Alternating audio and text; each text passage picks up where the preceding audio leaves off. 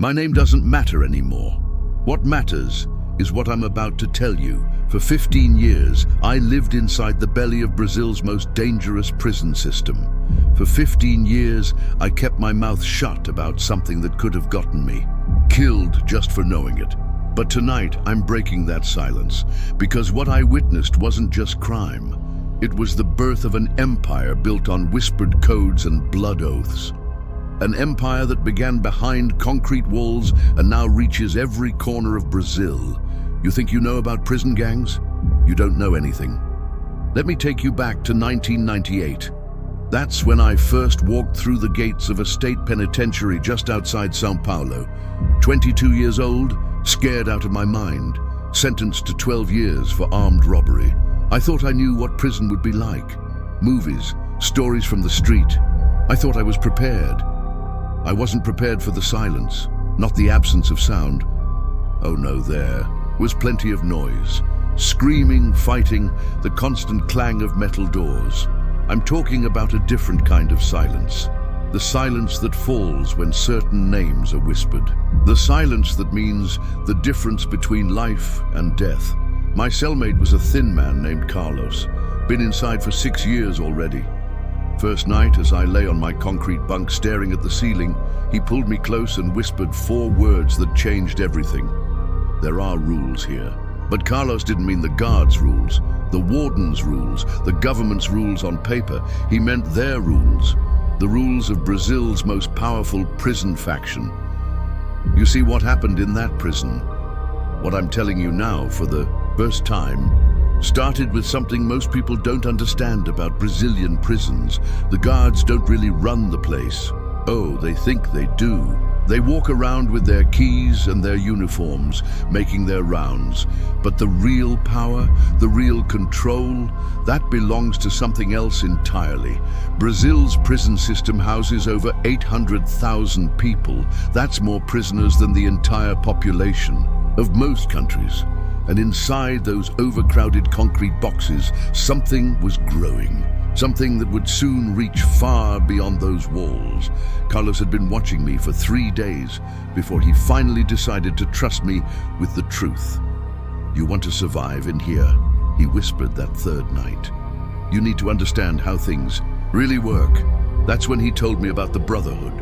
If you're finding this story as chilling as I did living through it, make sure you're subscribed to Voices Behind Bars, because what I'm about to tell you gets much darker. And you won't believe where this story leads. The year was 1993. Inside another prison, not far from where I would later serve my time, 8 men made a pact. They had watched the Carandiru massacre the year before, 111 prisoners shot dead by military police in what became Brazil's bloodiest prison riot. They had seen friends die. They had seen the state's complete indifference to their humanity. So they decided to create their own state. They called themselves the Primeiro Comando da Capital, the first capital command. But everyone just calls them by 3 letters that strike fear into the hearts of both prisoners and guards alike. What started as 8 men in a single cell would grow into something no one could have imagined. A criminal organization with its own constitution, its own laws, its own justice system, and its own terrifying efficiency. Carlos told me this as we sat in the yard during morning exercise.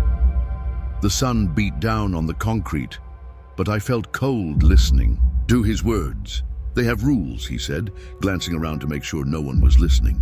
Written rules, a whole book of them, and breaking those rules. He didn't finish the sentence. He didn't need to. What I learned over the following months would haunt me for the rest of my life. This wasn't just some loose collection of criminals. This was something else, something organized, something with a structure that would make military generals jealous. They had their own language, their own symbols, their own ways of passing messages between prisons that the guards never intercepted, and they had rules, so many rules.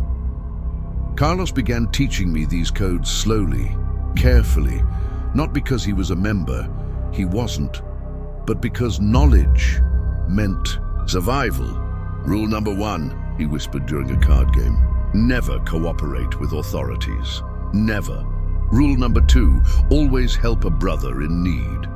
Rule number 3, respect for the weak and helpless. It sounded almost noble, almost righteous, until you understood what those words really meant in practice. Brother didn't mean friend. It meant someone who had been baptized. That's what they called their initiation ritual. Someone who had sworn a blood oath of loyalty that could never be broken. And help didn't mean charity. It meant violence, swift, decisive, and absolutely final. 3 months into my sentence, I witnessed my first baptism. His name was Roberto, 20-year-old kid from the favelas of São Paulo. Been inside for 2 weeks, terrorized by older inmates, desperate for protection. The ceremony happened in the shower block at 4 in the morning. I wasn't supposed to be there. I'd been having trouble sleeping, the constant noise, the fear, the suffocating atmosphere. Sometimes I would walk the corridors just to feel like I wasn't buried alive. That's when I heard the chanting.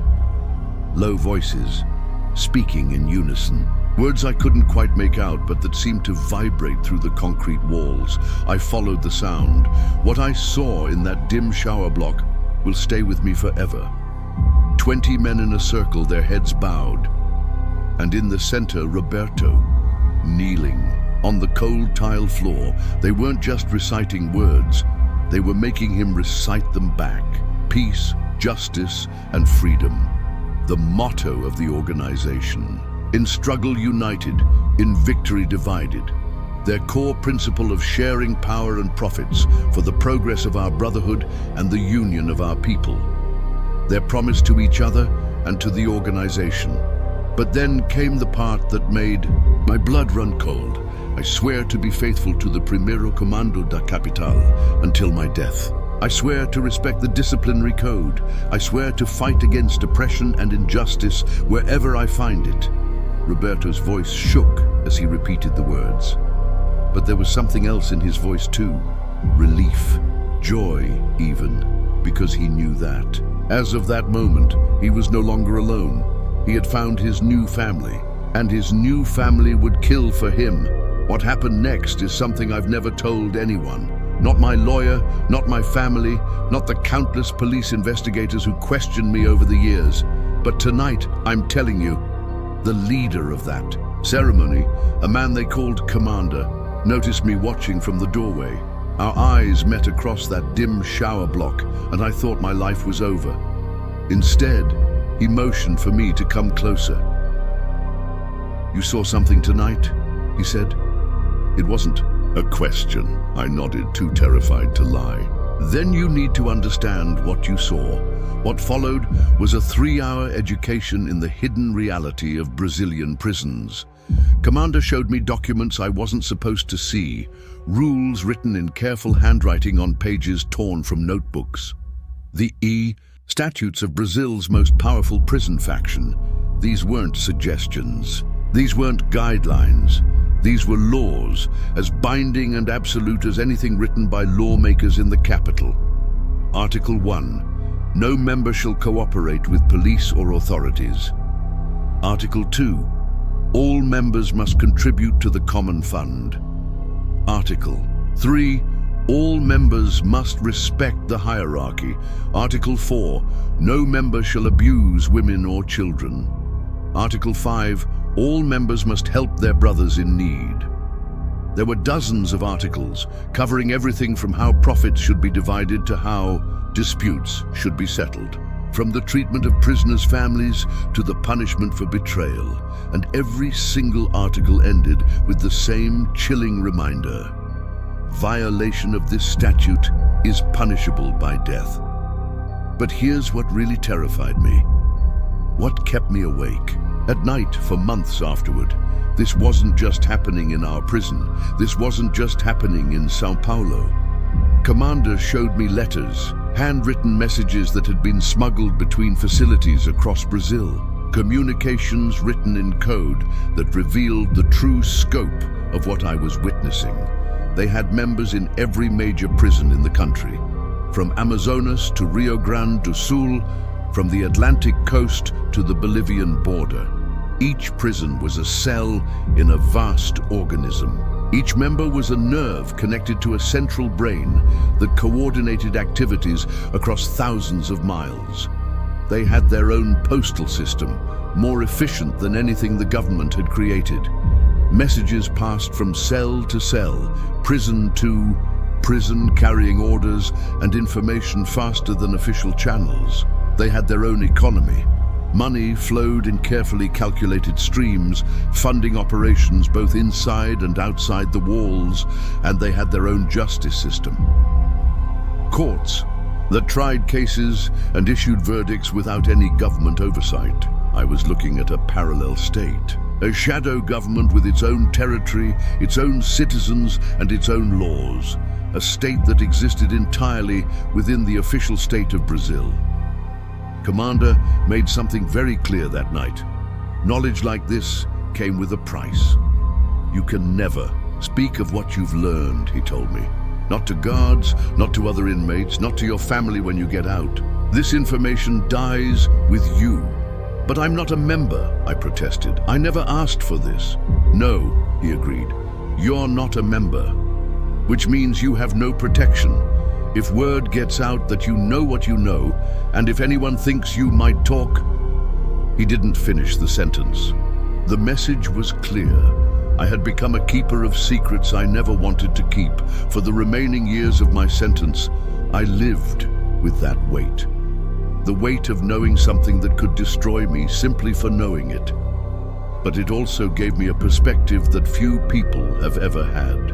A view inside the machine that has quietly revolutionized crime in South America. By 2001, 3 years into my sentence, something had changed in our prison. The whispered conversations were different.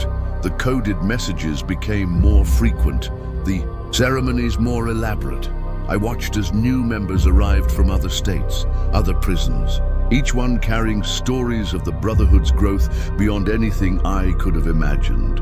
What started as a prison gang had become something else entirely. They weren't just controlling drug trades inside the walls anymore. They were coordinating operations across entire cities, managing logistics that spanned international borders, running businesses that generated millions in revenue. And they were doing it all through a communications network that made the government's intelligence services look primitive. The breakthrough came in the form of letters, not the smuggled messages I had seen before, but official correspondence that somehow found its way to Commander's cell. Letters from mayors, from business owners, from people in suits who had never seen the inside of a prison, but who needed the organization's permission to operate in territories the Brotherhood now controlled. I saw these letters by accident. I was working in the prison library, one of the few jobs available to non-members, when Commander came to use the typewriter. He had grown to trust me over the years, perhaps because I had kept my mouth shut so completely, or perhaps because he knew that my silence was guaranteed by fear. The first letter was from a bus company owner in São Paulo. He was requesting permission to expand his routes through certain neighborhoods that had apparently come under the organization's influence. The second was from a candidate for city council, promising to consider the Brotherhood's interests if elected. The third was from a police officer, providing intelligence about upcoming operations against the organization's members. I was looking at proof of something that would reshape my understanding of power in Brazil. This prison faction had grown beyond the walls. It had infiltrated legitimate businesses, politics, even law enforcement. It had become a state within the state. But nothing prepared me for what happened in May 2006. I had been transferred to another facility by then. But the Brotherhood's network ensured that news traveled fast between prisons. The organization had decided to demonstrate its power to the world. For 3 days, they brought the state of São Paulo to its knees. 74 prison riots coordinated to the minute. hundreds of attacks on police stations, buses, government buildings. The city of São Paulo, South America's largest metropolis, ground to a halt. Schools closed, businesses shuttered, public transportation stopped running. The government declared a state of emergency, and it was all coordinated from inside prison cells by men who officially had no contact with the outside world. The efficiency was breathtaking. The planning was flawless. The message was unmistakable. We can shut down your entire society whenever we choose. Those 3 days changed everything. The Brotherhood went from being a prison gang to being recognized as one of the most powerful criminal organizations in the hemisphere. But here's what the media never understood about those attacks. Here's what the government never admitted publicly. This wasn't random violence. This wasn't chaos. This was a business negotiation conducted with military precision. What I learned in the aftermath of those attacks was something that still gives me chills. The riots weren't revenge. They weren't even really about prison conditions, though those were deplorable. They were a demonstration of capacity, a proof of concept for clients who needed to understand what they were paying for. Because by 2006, the organization had diversified far beyond drugs and petty crime. They were offering services that required the kind of coordination they had just demonstrated. Protection services for businesses operating in territories they controlled. Logistics services for moving goods across borders they had infiltrated. Information services for anyone who needed intelligence on government operations. Dispute resolution services for conflicts that couldn't be handled through official channels. Even financial services for people who couldn't access traditional banking. They had become a parallel economy, offering everything the official economy offered, but with their own rules and their own enforcement mechanisms. And their enforcement mechanisms were far more efficient than anything the government possessed. This story is just beginning to reveal its darkest secrets. If you want to hear the rest, and trust me, you need to hear what happens next, make sure to hit that notification bell, because what I learned about their operations outside the prison walls will shock you. The real revelation came 2 years later, in 2008.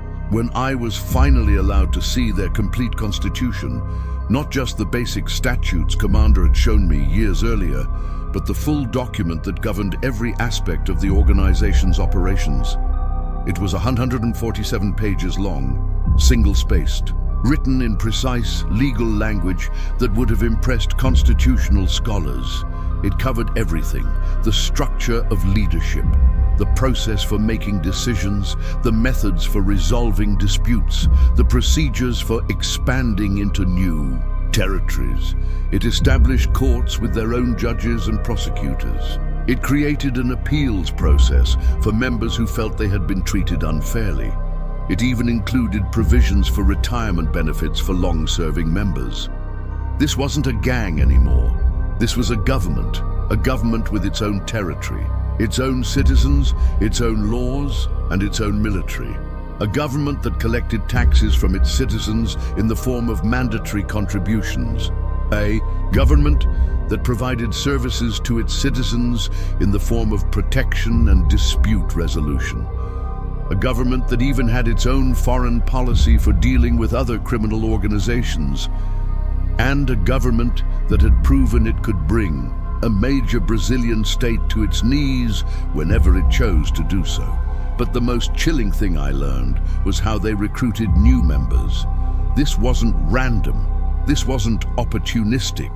This was systematic scientific recruitment designed to identify and cultivate the exact types of people they needed. They looked for men who were intelligent but uneducated. Men who had leadership potential, but no legitimate outlets for that potential. Men who were angry at the system, but still believed in the possibility of justice. Men like Roberto, the kid I had watched get baptized years earlier.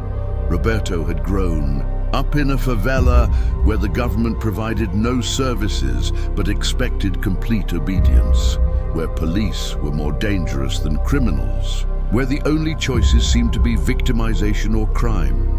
The Brotherhood offered him a third choice: revolution, not revolution in the romantic political sense. Revolution in the practical, immediate sense of taking power away from the existing system and creating something new, something where loyalty was rewarded, where betrayal was punished, where justice was swift and certain. Something where a kid from the favelas could rise through the ranks based on intelligence and dedication rather than family connections or educational credentials. Roberto threw himself into his new life with the fervor of a true believer, and watching his transformation taught me something terrifying about the organization's real power. Within 6 months of his baptism, Roberto was a different person. He carried himself differently, spoke differently, even thought differently. The scared kid who'd been terrorized by other inmates was gone. In his place was a young man with quiet confidence and absolute certainty about his place in the world. He studied constantly, not just the organizations, statutes and procedures, but history, philosophy, military strategy. The Brotherhood had its own education system, and members were expected to become students of power in all its forms. He learned multiple languages, not just Portuguese and Spanish, but English and even some Mandarin. Because the organization was already thinking internationally, he developed skills that would have been useful in any legitimate business or government agency. Project management, logistics, financial analysis, conflict resolution. The Brotherhood was turning street criminals into sophisticated operators capable of running complex multinational enterprises, and they were doing it more effectively than most universities. But there was a price for this transformation. There's always a price. The price was absolute loyalty. Roberto had sworn an oath that bound him not just for the duration of his prison sentence, but for life. An oath that superseded any loyalty to family, to friends, to lovers, even to children. The Brotherhood came first, always, without exception. I saw what this meant in practice when Roberto's younger sister was arrested for drug possession outside the prison. Under normal circumstances, Roberto would have done everything possible to help her, would have called in favors, hired lawyers, pulled strings to get her released or at least get her charges reduced. Instead, he did nothing, because helping his sister would have required him to work with police and prosecutors, and working with authorities violated the first and most fundamental rule of the organization. Roberto chose his Brotherhood over his blood family, and he made that choice without hesitation, without regret, without a single night of lost sleep. That's when I truly understood what I was witnessing. This wasn't just a criminal organization. This was a religion, a faith that demanded and received complete devotion from its followers. A faith that was more powerful than family ties, more compelling than personal ambition, more absolute than any traditional religion I had ever encountered. By 2010, my final year in prison, the organization's external operations had grown beyond anything I could have imagined. They weren't just running drugs anymore. They weren't just offering protection services. They had evolved into something that challenged every assumption about how crime, business, and government interact. They were operating legitimate businesses that generated millions in revenue. Construction companies, transportation services, security firms, even restaurants and nightclubs. But these weren't fronts for illegal activities. These were genuine businesses run according to the organization's principles of efficiency, loyalty, and absolute accountability. A construction company managed by Brotherhood members didn't cut corners on safety or materials. Because disappointing, a client could reflect poorly on the organization, and the organization's reputation was more valuable than any individual profit. A transportation service run by the Brotherhood didn't overcharge customers or provide poor service, because word of mouth was their most important marketing tool, and their word had to be absolutely reliable. These businesses succeeded not despite their criminal origins, but because of the organizational culture that had developed inside Brazilian prisons. A culture that valued competence over connections, results over rhetoric, and loyalty above everything else. What I was witnessing was the creation of a parallel society with its own values, its own institutions, and its own definition of success. In the official society outside the prison walls, success meant climbing social ladders defined by education, family background, and political connections. In the Brotherhood society, success meant proving your value to the organization through intelligence, dedication, and absolute reliability. In the official society, justice was something that happened in courts controlled by people who had never experienced real poverty or real violence. In the Brotherhood society, justice was immediate, certain, and administered by people who had lived through the same struggles as those being judged. In the official society, protection came from police and military forces that often saw poor people as enemies rather than citizens to be served. In the Brotherhood society, protection came from brothers who had sworn blood oaths to defend each other no matter the cost. It's not hard to understand why this parallel society was so appealing to people who had been failed by the official one. 3 months before my release, I was given a choice I never expected. Commander approached me in the yard during our daily exercise period. "You've been with us for 12 years, he said, "not as a member, but as someone who understands us, someone who has proven his discretion and his reliability." I knew where this was heading, and my heart started racing. "We would like to offer you baptism," he continued, "full membership in the Brotherhood with all the rights and responsibilities that entails." The offer was both an honor and a death sentence. An honor because membership was selective, because the organization had watched me for over a decade and decided I was worthy of their trust. A death sentence because accepting would mean binding my entire future to an organization that lived by rules I could never fully escape. I asked for time to consider the offer. That night, lying on my concrete bunk for what I knew might be one of the last times, I thought about everything I had witnessed, everything I had learned, everything I had become during my years inside. The Brotherhood had given me protection when I needed it, had taught me things I never could have learned anywhere else, had shown me a different way of thinking about power, loyalty, and justice. But it had also shown me the price of absolute commitment, the cost of living by rules that left no room for personal choice or individual conscience. I thought about Roberto, who had sacrificed his sister's freedom to maintain his loyalty to the organization. I thought about the letters I had seen, proving how deeply the Brotherhood had penetrated legitimate society. Thought about the 2006 attacks that had brought an entire state to its knees, and I made my choice. The next morning I found Commander and gave him my answer. "I'm honored by the offer," I told him, "but I have to decline." His expression didn't change, but I could see him calculating the implications of my refusal. "You understand what this means?" he asked. I nodded.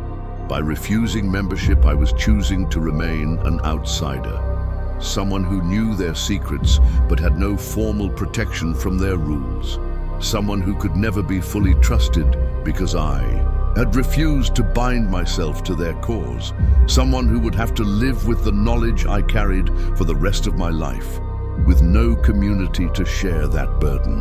"I understand," I said. Commander studied my face for a long moment. Then, unexpectedly, he smiled.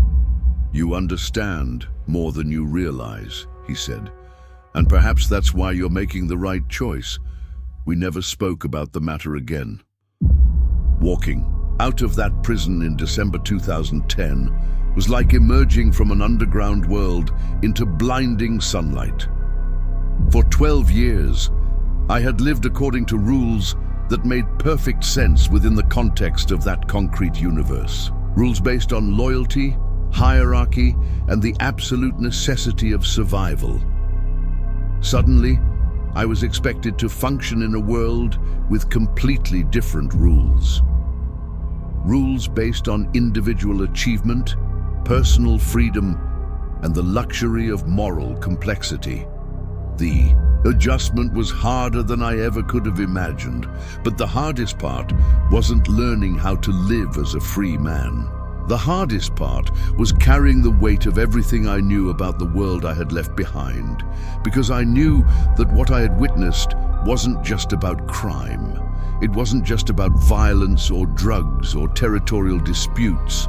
It was about the failure of legitimate institutions to provide what people fundamentally need: protection, justice, community, and hope.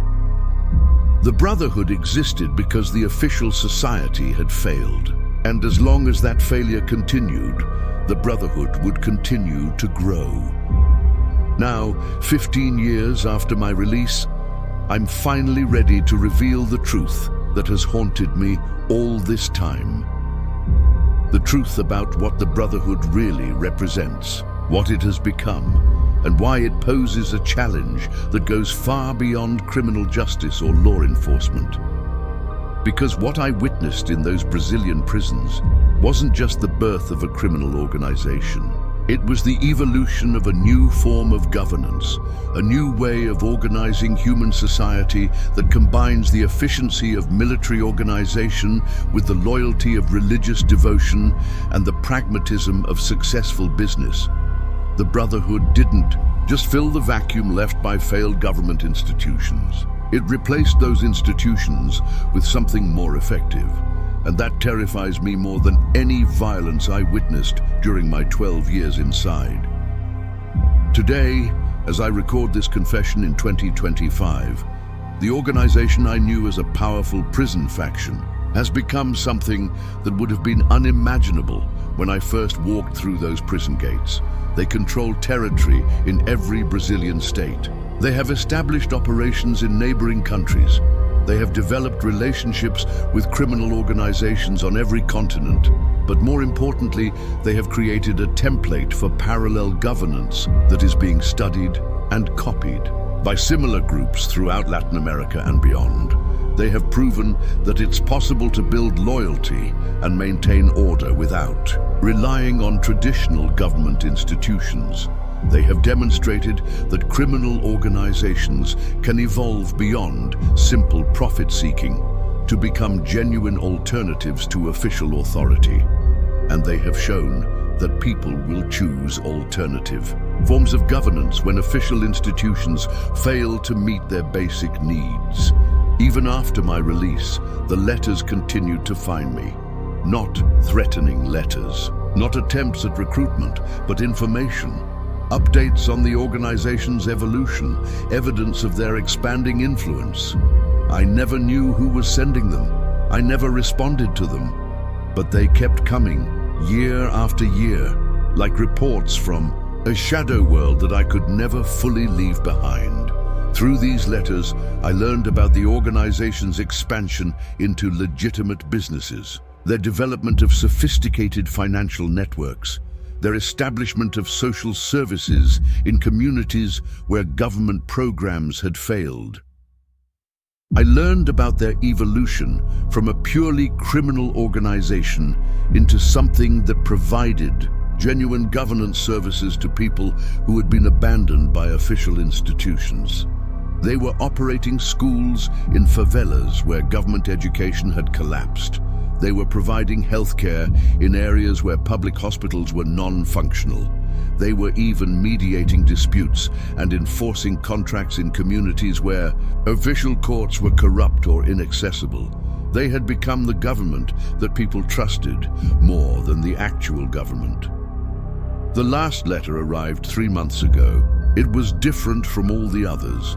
Instead of updates on organizational activities, it contained a single photograph and a brief message. The photograph showed a graduation ceremony. Dozens of young people in caps and gowns celebrating their completion of university degrees. The message read, "Scholarship recipients 2024, the future leaders of our community." At the bottom, in familiar handwriting, were the words, "Peace, justice, and freedom." I stared at that photograph for hours. These weren't criminals celebrating successful crimes. These were students celebrating educational achievements. Students whose university education had been funded by an organization that most people would classify as nothing more than a violent criminal gang. Students who would graduate with both legitimate degrees and unshakable loyalty to the brotherhood that had made their education possible. Students who would enter legitimate professions, law, medicine, business, even politics, while maintaining their connections to the parallel society that had nurtured their success. That's when I finally understood the true genius of what I had witnessed all those years ago in prison. The Brotherhood wasn't just building a criminal organization. They were building a civilization that could compete with and eventually replace the failing institutions of the official society. They weren't just recruiting criminals anymore. They were developing the next generation of leaders in every sector of Brazilian society. Lawyers who understood both official law and brotherhood justice. Doctors who could provide health care in communities that official institutions had abandoned. Business leaders who could operate successfully in both legitimate and underground economies. Even politicians who could represent the interests of people who had been ignored by traditional political parties. The organization was creating a new ruling class. A ruling class that owed its primary loyalty not to traditional institutions, but to the brotherhood that had made their success possible. And they were doing it systematically, patiently, with the long-term vision that most legitimate institutions lacked.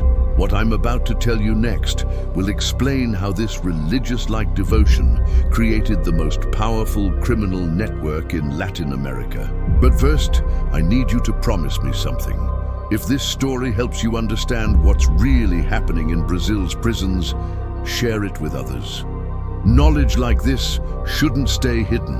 For 25 years, I've carried these secrets. For 25 years, I've watched from the outside as the world I once inhabited has evolved into something that challenges every assumption about crime, government, and social organization. The weight of that knowledge has been almost unbearable, because I know that most people aren't ready to hear this truth, aren't ready to confront the possibility that criminal organizations can evolve beyond crime into genuine alternatives to failed governance. Aren't ready to admit that people will choose alternative forms of authority when official institutions fail to provide protection, justice, and hope. Aren't ready to recognize that the line between legitimate and illegitimate power is far more blurred than we want to believe. But staying silent isn't an option anymore, because what happened in Brazil's prisons isn't unique. The conditions that created the Brotherhood exist in failing societies around the world, overcrowded prisons that breed organization rather than reform, corrupt governments that prioritize the wealthy over the desperate, economic systems that offer no legitimate paths to prosperity for the majority of the population. Wherever these conditions exist, alternative forms of organization will emerge, and some of those alternatives will be more effective, more loyal, and more trusted than the official institutions they replace. The choice we face isn't between good and evil. It's between effective governance and failed governance, between institutions that serve their people and institutions that exploit them, between systems that provide hope and systems that offer only despair. The Brotherhood succeeded because it gave people something that their official government couldn't or wouldn't provide: community, protection, justice, opportunity, hope. As long as legitimate institutions fail to provide these fundamental human needs, alternative institutions will rise to fill that void. And some of those alternatives will be far more sophisticated, far more effective, and far more appealing than anyone wants to admit. So here's my final confession: the secret I've never told anyone until tonight. Part of me envies what the Brotherhood created, not the violence, not the criminality, but the sense of purpose, the unshakable loyalty, the absolute certainty that they were building something meaningful. They took broken men in desperate circumstances and gave them dignity, community, and the power to shape their own destiny. They created order out of chaos, hope out of despair, strength out of vulnerability. They built something that lasted, something that grew, something that mattered. How many of us can say the same about our legitimate institutions? How many of our official organizations inspire that level of loyalty, that depth of commitment, that willingness to sacrifice for the greater good? The Brotherhood succeeded because it gave people what they needed most: the feeling that they belonged to something larger than themselves, something worth fighting for, something worth dying for, something worth living for. This story has been my burden for 25 years. Now it's yours too. If you believe these truths need to be heard, if you think people deserve to understand what's really happening in our world, then share this story. Because silence only serves those who benefit from our ignorance. As I finish recording this confession, I can hear the same silence I first encountered in that prison 27 years ago. The silence that falls when certain truths are spoken. The silence that means the difference between ignorance and understanding. The silence that precedes change. I don't know what will happen now that I've broken my own silence. I don't know who is listening to these words or what they will choose to do with this knowledge. But I know that staying silent was no longer an option, because the story I've told you isn't really about a Brazilian prison gang. It's about what happens when legitimate institutions fail their people so completely that alternative institutions become necessary. It's about the human need for community, protection, and justice, and what happens when people are forced to create their own systems to meet those needs. It's about the price of neglect, the cost of corruption, and the inevitable consequences when societies abandon their most vulnerable members.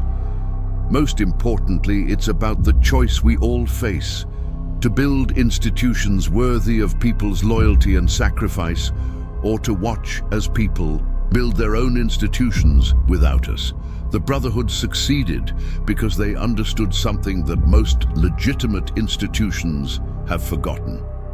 Power comes not from authority imposed from above, but from loyalty earned through service. They understood that true strength comes not from force, but from the voluntary commitment of people who believe in what they're building together. They understood that lasting change comes not from laws written by distant politicians, but from communities organized around shared values and mutual responsibility. These are lessons that go far beyond criminal justice or law enforcement. These are lessons about governance, about community, about what it means to build something that will outlast our individual lives. My name still doesn't matter. What matters is the choice you make with the knowledge I've given you. Will you dismiss this story as just another tale of criminal violence? Will you file it away as something that happens in distant places to other people? Or will you recognize it for what it really is? A warning about the consequences of institutional failure and a glimpse into alternative forms of human organization that are emerging in the spaces where traditional governance has collapsed. The truth is, what I witnessed in those Brazilian prisons is already spreading far beyond Brazil's borders. In the years since my release, I've watched similar organizations emerge in prisons throughout Latin America, each one adapting the Brotherhood's template to local conditions, but all following the same basic principles: absolute loyalty, systematic organization, and the provision of services that official institutions cannot or will not provide. In Colombia, I've read reports of prison factions that have evolved beyond drug trafficking to become sophisticated political organizations capable of influencing elections and government policy. In Mexico, similar groups have developed networks that span not just prisons, but entire regions, providing governance services in areas where official government presence has collapsed. In Central America, these organizations have become the de facto authorities in communities abandoned by failing states, collecting taxes, maintaining order, and even providing basic infrastructure that governments cannot afford to build or maintain. The seeds planted in Brazilian prisons have taken root across an entire continent, but it's not just Latin America. The same pattern is emerging wherever similar conditions exist. Overcrowded prisons, failed governance, economic desperation, and populations that have lost faith in legitimate institutions. In parts of Africa, I've heard whispers of prison-based organizations that have evolved into regional powers capable of challenging official governments for control of territory and resources. In Eastern Europe, former prisoners have created networks that provide more reliable security and dispute resolution than official courts and police forces. Even in wealthy countries, I've seen evidence of similar evolution. Prison gangs that have grown beyond simple criminal enterprises to become alternative sources of authority for communities that feel abandoned by mainstream society. The template is spreading because it works, because it meets fundamental human needs that legitimate institutions are failing to address, and because it offers something that traditional governance rarely provides: the absolute certainty that your loyalty will be returned with protection, that your contributions will be valued, and that your sacrifice will be remembered. Over the past 5 years, I've begun receiving letters from other countries. Letters written by people who have walked similar paths to mine, who have witnessed similar transformations in their own prison systems.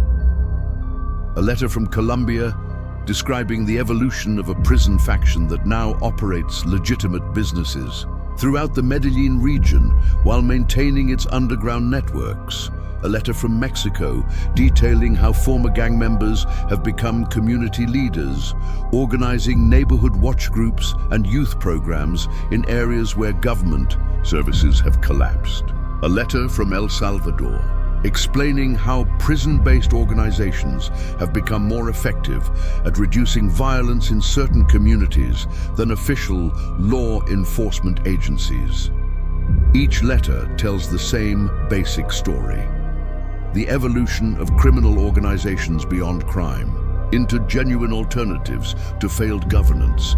And each letter asks the same implicit question: what happens when the alternatives become more effective than the institutions they're replacing? But here's what surprised me most in these international reports, something I hadn't fully understood during my own time inside. The most successful of these evolved organizations weren't the most violent ones. They were the ones that had learned to minimize violence while maximizing control. Violence, they had discovered, was inefficient. It attracted unwanted attention from authorities, created cycles of revenge that were difficult to control, and ultimately undermined the legitimacy they were trying to build within their communities. The truly sophisticated organizations, like the Brotherhood I had witnessed, had evolved beyond violence as their primary tool. Instead, they relied on reputation, economic incentives, and the voluntary loyalty of people who genuinely benefited from their services. They had learned that sustainable power comes not from fear, but from providing value that people cannot find elsewhere. This was perhaps the most disturbing realization of all. These organizations weren't succeeding because they were more brutal than their competitors. They were succeeding because they were more effective at governance than the official institutions they were replacing. The letters also revealed something I had only glimpsed during my time inside. The sophisticated economic systems these organizations had developed. They weren't just criminal enterprises anymore. They had become parallel economies with their own currencies, credit systems, and investment mechanisms. In some regions, their financial networks had become more reliable than official banking systems. Their dispute resolution mechanisms had become more trusted than official courts. Their security services had become more effective than official police forces. They were providing the basic infrastructure of modern society: finance, justice, security, in areas where official institutions had failed or never existed, and they were doing it profitably, sustainably, and with higher levels of customer satisfaction than most legitimate businesses achieved. But the most significant development revealed in these letters was political. The evolution of these organizations from criminal enterprises into genuine political movements. They had moved beyond simply filling the gaps left by failed governance. They were actively challenging the legitimacy of official institutions and offering comprehensive alternatives to existing political systems. In some areas, former gang members were running for office on platforms that emphasized community service, economic development, and social justice. And they were winning elections based on their proven track records of effective local governance. In other regions, these organizations had negotiated formal agreements with official governments, essentially becoming recognized as legitimate authorities within specified territories. They had achieved what most revolutionary movements only dream of. They had built successful alternative institutions that could compete directly with official power structures. And they had done it not through ideology or violence, but through competence and service. Perhaps most importantly, the letters revealed the generational shift I had only begun to understand from that final photograph of scholarship recipients. The children and grandchildren of original gang members were entering mainstream society as doctors, lawyers, teachers, and business leaders. But they maintained their loyalty to the organizations that had made their success possible. This wasn't infiltration in the traditional sense. These weren't criminals disguising themselves as legitimate professionals. These were legitimate professionals who happened to have been nurtured by criminal organizations. They brought to their professional roles the values and organizational skills they had learned from the Brotherhood: absolute loyalty, systematic thinking, long-term planning, and unwavering commitment to the success of their community. In many cases, they were more effective in their legitimate roles than colleagues who had followed traditional paths to success. Because they understood both systems, legitimate and underground, they could navigate complex situations that defeated professionals who only understood official institutions. They were creating a new form of leadership that combined the best aspects of both worlds. Reading these letters over the years, I began to see my own experience reflected in struggles happening throughout the world. The Brotherhood wasn't unique to Brazil.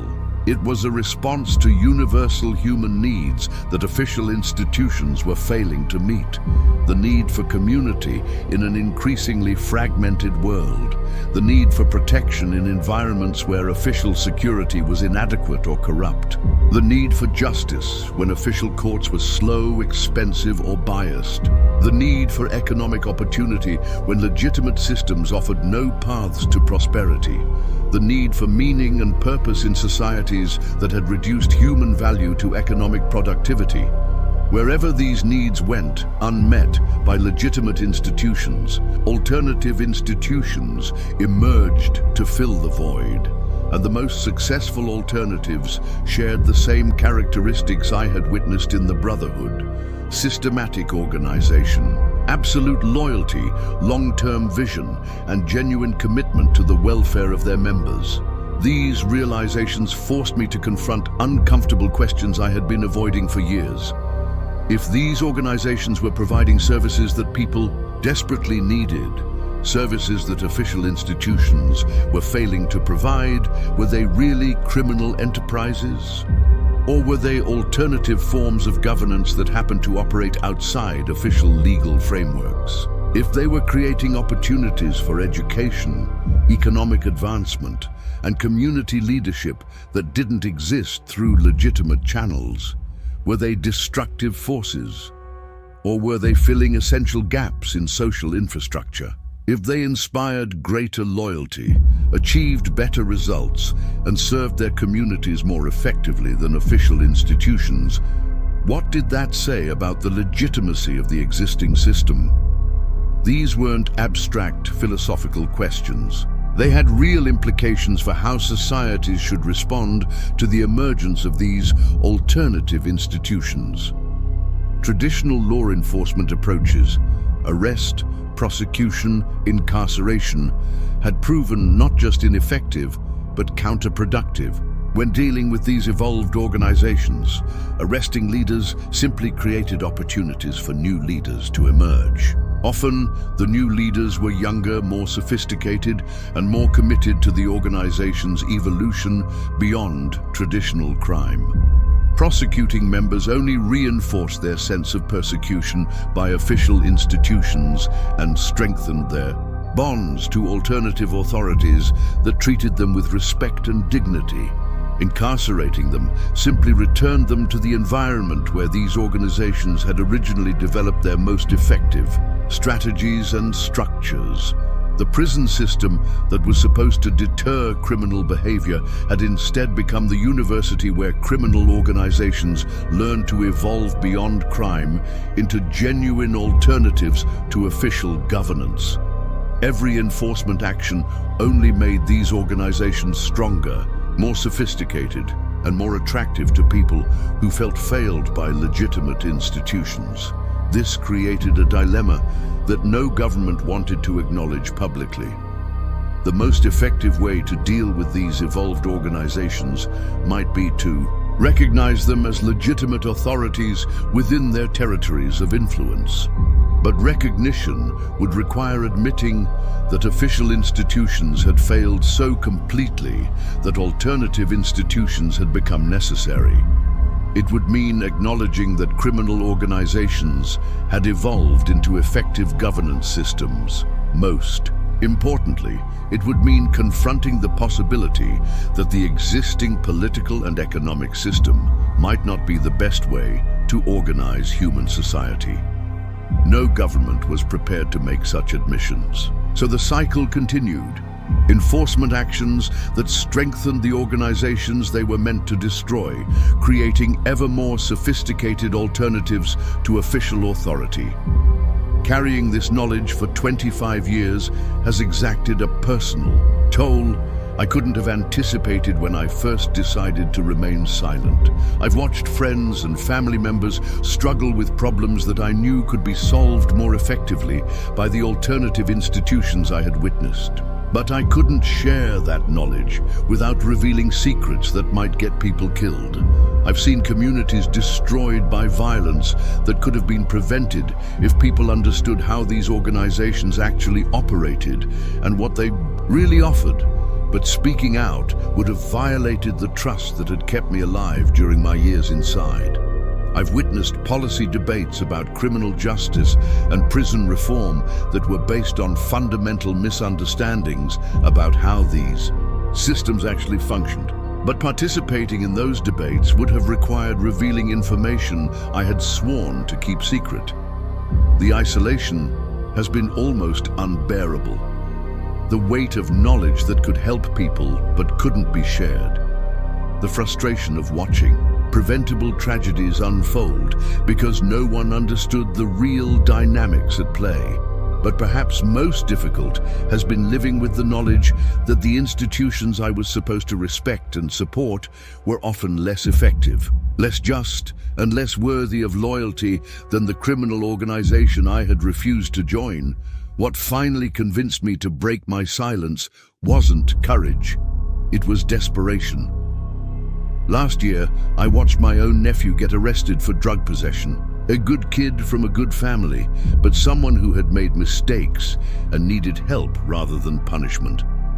The official justice system offered him only two choices: prison or probation, both of which would make his problems worse rather than better.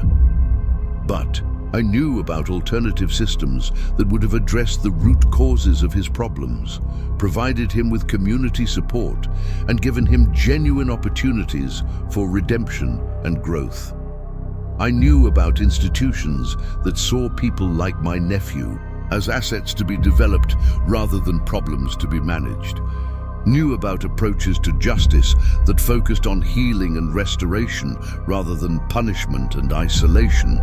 But I couldn't access those systems for him because they operated outside official channels, and I couldn't explain their existence without revealing knowledge that might endanger both of us. That's when I realized that my silence was no longer protecting anyone. It was only perpetuating ignorance that made tragedies like his inevitable. So tonight, I'm choosing truth over safety, knowledge over ignorance, the possibility of change over the certainty of continued failure. I'm telling this story not to glorify criminal organizations or to encourage people to join them. I'm telling it because understanding these institutions is essential to addressing the conditions that created them. We can't solve problems we refuse to acknowledge. We can't improve systems we refuse to understand. We can't build better institutions if we're blind to why the existing ones are failing. The Brotherhood succeeded because it provided what people needed. If we want to prevent similar organizations from emerging elsewhere, we need to ensure that legitimate institutions provide those same services more effectively. If we want to compete with alternative forms of governance, we need to understand why those alternatives are attractive to people who should be our allies rather than our enemies. Most importantly, if we want to build societies worthy of people's loyalty and sacrifice, we need to learn from organizations that have actually achieved those goals, regardless of how uncomfortable those lessons might be. The story I've told you tonight is true. Every detail, every conversation, every revelation has been burned into my memory by years of silence and reflection. But the truth of my story is less important than what you choose to do with the knowledge I've shared. You can dismiss it as the ramblings of an ex-convict trying to rationalize his experiences. You can file it away as entertainment, something shocking to talk about, but not something that affects your daily life. Or you can recognize it as a warning about the consequences of institutional failure and a call to action for everyone who cares about the future of human society. The choice is yours. But remember this: the organizations I've described didn't emerge from nowhere. They emerged from conditions that exist in communities around the world, conditions that are getting worse, not better, as traditional institutions continue to fail. The people they're meant to serve. Ignoring these realities won't make them disappear. It will only ensure that the alternatives that emerge to fill the void will be less predictable, less controllable, and potentially far more dangerous than the evolved institutions I've described. As I speak these final words, I can feel the weight of 25 years of silence lifting from my shoulders. The echo chamber of secrecy that has contained this knowledge is finally breaking open. The whispered rules that governed my silence no longer hold power over me, but I know this freedom comes with a price. There will be people who don't want these truths to be spoken, people who benefit from the current system of institutional failure and alternative authority, people who profit from the ignorance that allows these cycles to continue unchallenged. I don't know what consequences I'll face for breaking my silence. I don't know who might be listening to these words or what they might choose to do with this information, but I know that staying silent was no longer an option. The cost of silence had become greater than the risk of speaking truth. This channel is called Voices Behind Bars because the most important truths about our society are often hidden in places where most people never go. In prisons, in forgotten communities, in the margins where official institutions have failed and alternative institutions have emerged to fill the void. The voices from these places have stories to tell that could change how we think about justice, community, governance, and human organization. But those stories are rarely heard because the people who lived them are dismissed as criminals, outcasts, or troublemakers. Tonight, I've tried to give voice to one of those stories. A story about transformation, evolution, and the human capacity to create meaning and order, even in the most desperate circumstances. A story about what happens when people take responsibility for their own protection, their own justice, and their own community when official institutions fail them. A story about the price of institutional failure and the consequences of ignoring the needs of society's most vulnerable members. But most importantly, a story about choice. The choice to build institutions worthy of people's loyalty and sacrifice, or to watch as people build their own institutions without us. My story ends here, but the larger story continues. In prisons and communities around the world, new chapters are being written every day. Organizations are evolving. Institutions are emerging. People are making choices about where to place their loyalty and how to organize their communities. The question isn't whether alternative institutions will continue to develop. They will, because the human needs they address are universal and enduring.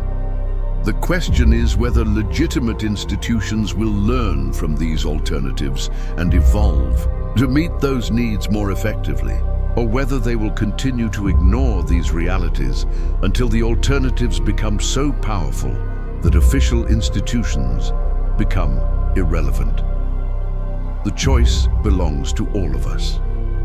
To everyone who votes, who pays taxes, who believes in the possibility of justice and community and hope. We can continue to pretend that the existing system is working for everyone. We can continue to ignore the voices of people who have been failed by our institutions, or we can listen to those voices, learn from their experiences, and work to build institutions that are worthy of the loyalty and sacrifice that human societies require to function.